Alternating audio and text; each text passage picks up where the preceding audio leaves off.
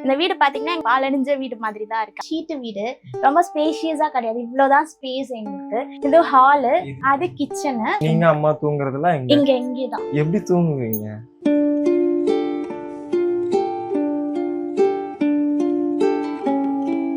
கிச்சன்ல வால் இருக்கும். மழை வந்து அப்படியே செவுத்துல வாட்டர் ஃபால்ஸ் மாதிரி தண்ணி ஊத்தும். ஃபேன் ஓடுற மாதிரி தான் இருக்கும். ஆனா இப்படிதான் சுத்தும். இதுல கொசு ப்ராப்ளம் வேற இருக்கும். வேண்டுனே எதிர்த்த வீட்டுல அவங்களோட ட்ரைனேஜ் வாட்டர் எல்லாம் விட்டுருவாங்க.